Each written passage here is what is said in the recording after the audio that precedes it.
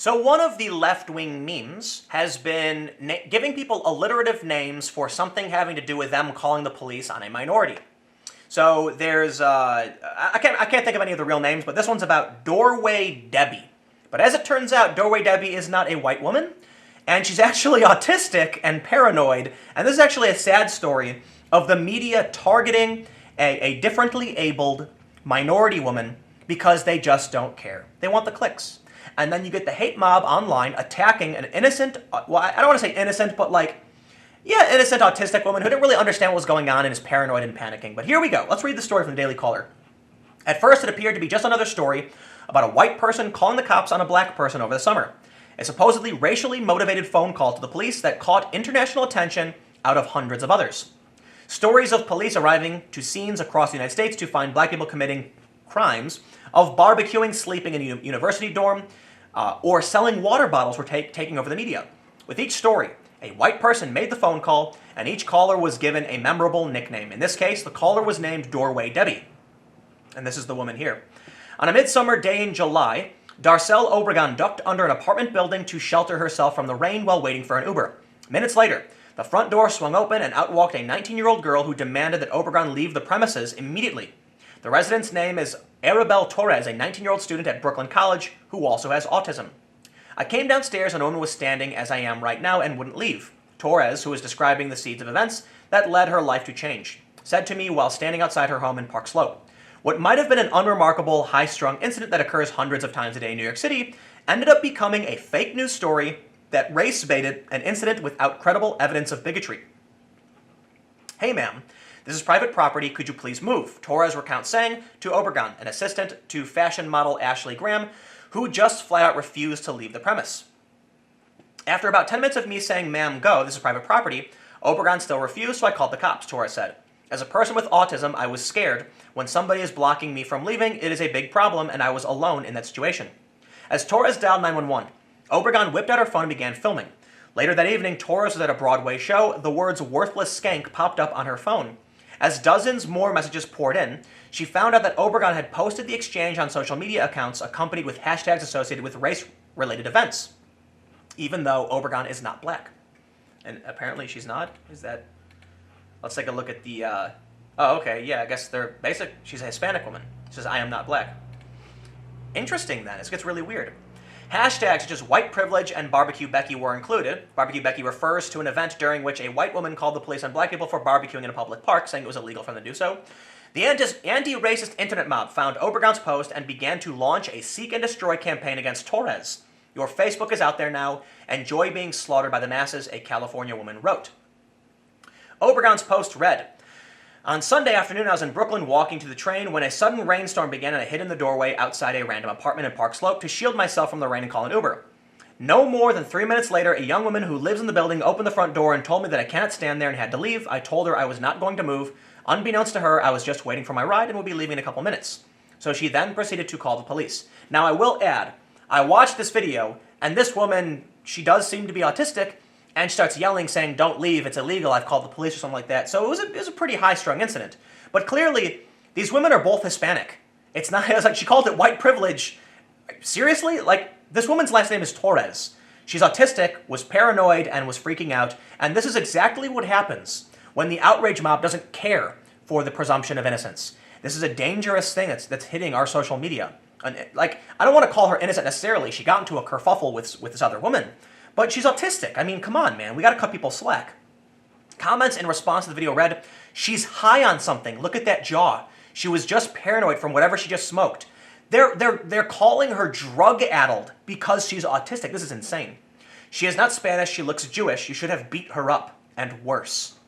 When hundreds more hate messages poured in and reporters began showing up at Torres' house, she began to experience enormous paranoia and anxiety that she was not safe. Torres was diagnosed with autism spectrum disorder as a child.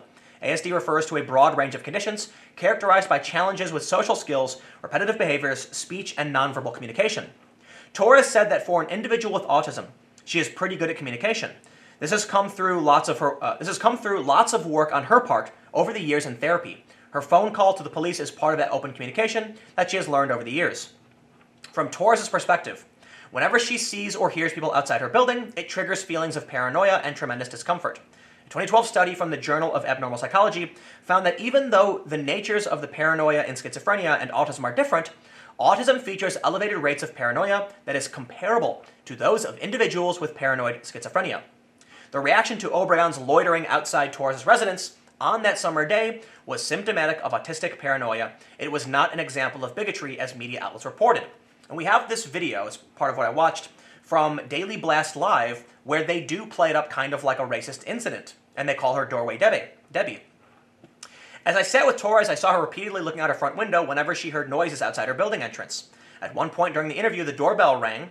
Torres' eyes glazes over in terror, and her lips opened and closed a few seconds as she thought about what to do. Then she ran to another room where I found her clicking the intercom button and repeatedly asking, "Hello." "What are you doing?" "I heard someone outside. It must have been an accident," she explained. But even though she seemed to understand that no one was there, she ran to her bedroom and stared out her bedroom window for a few moments just to make sure. And here's where it gets interesting, okay? Tamar Lappin reported the story at the New York Post. Lappin found the story at Ebony Magazine, a black interest news site. According to Lappin, Ebony broke the story. She called Torres' cell phone saying that she wanted to hear the other side of the event. Torres insisted that her 911 call had nothing to do with race, and that she herself was not white. And she wasn't even sure that Obregon was black. I told her, "I think you're exploiting this as a race issue when it's not." Even after revealing she has autism to the reporter at the Post, Torres was devastated to learn the article will still maintain that it was a black-white issue. Not to mention that Darcel actually said, "I am not black, I am a Hispanic woman." Months later, the internet still knows Torres as Doorway Debbie. Why do I keep saying that? She has made numerous attempts at suicide. I felt that nobody was going to do anything. No one was going to face any repercussions unless I were to kill myself, Torres said. She said that she did try to kill herself, that she cut herself, and she felt so undone, and she felt this is never going to get better. Emily Crane's story covering Obregon and Torres' interaction at the Daily Mail was deleted without any sort of retraction. Others still have not corrected their stories. Newsweek, Ebony Magazine, etc. Let's see what Newsweek Magazine says. So Newsweek says, oh, okay, this is just a video. I'm going to skip this then. They say, it just says, woman calls the cop on black woman. Oh, so this is straight up wrong. White woman calls cops on black woman waiting for Uber in Brooklyn. When her last name is Torres, she's Hispanic, and the other woman is Hispanic too. They say, others made changes to the headline from white woman calls cops on black woman to woman calls cops on woman. Breaking news, people. 2 Hispanic women got into an argument in Brooklyn. That's it.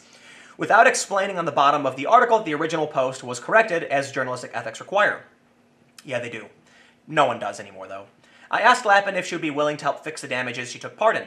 "I really can't comment on that," she said. "I've got to go," she said before hanging up the phone. Shortly after I spoke to Lappin, the racial language was removed from the story completely. It said updated without any additional detail as to why the language was changed. I asked Lappin why she had not included corrections to the bottom of her story. She said, "It says updated on the top of the article."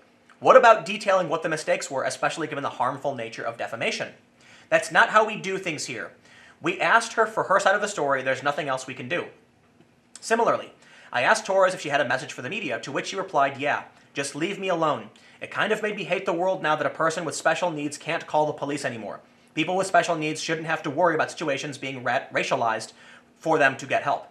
Torres still cannot use her social media accounts because it's bad for her mental health. She lives with paranoia, fear, and suicidal thoughts. But when I spoke to her, she smiled with resilience. In the beginning of the phone call with Lappin, I had asked if she remembered writing a story about someone with the name Arabelle Torres, and she said she could not recall. Perhaps there is some consolation that someone who wrote the story doesn't remember the name she tarnished. Maybe members of that internet mob will forget about the girl they tarnished too. Welcome to 2019, where 2 Hispanic women got into an argument, and then somehow the story became a white woman versus a black woman. They're literally both Hispanic. How does this happen? It happens because people don't care about the truth. They care about feeling empowered. They really do. So it's part of the mob mentality. When you see a group going out and rioting, there are people who say, now's my chance. I want to do this too. I want to be a part of that crowd. And I think it has something to do with the fact that humans want to be a part of a tribe. We're tribal because we need it to survive. When people see this woman being attacked, it signals to them that their side, social justice, anti-racism, are the winners, and they've got a target to go after. In reality, they actually just targeted a special needs woman who happened to be Hispanic. Not only is this woman a racial minority, but she's neurodivergent, as they would say.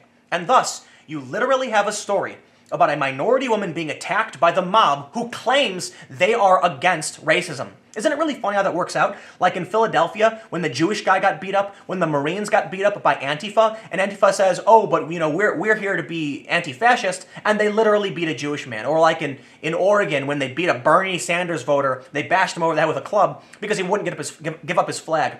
Or when they showed up in Boston claiming that there were neo-Nazis rallying when it was an Indian Republican guy, okay? Like it was Vashiva, it's an Indian guy, screaming that they're Nazis when they're literally holding signs saying Black Lives Matter too. That's the sign they were holding. This is what's so dangerous about the outrage mob. They're wrong.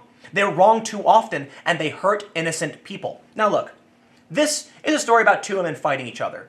And you know what? I don't think, even if she is autistic, an adult bears some responsibility for the altercations they get into, for sure. However, the outrage mob targeting her, Darcel posting this video online and sending a mob her way is insane. It's absolutely insane.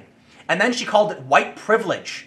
Petty Patty. She tried making this a white versus black thing when neither of the women are white or black. Welcome to 2019, where two Hispanic women getting into a fight, an argument, in Brooklyn becomes a white woman targeting a black woman for some reason. If she inverted it, and she filmed it and said this white woman wouldn't leave my property, what do you think would have happened? Anyway, thanks for hanging out. I don't want to get all riled up. I got work to do. I'll see you guys tomorrow on the main channel.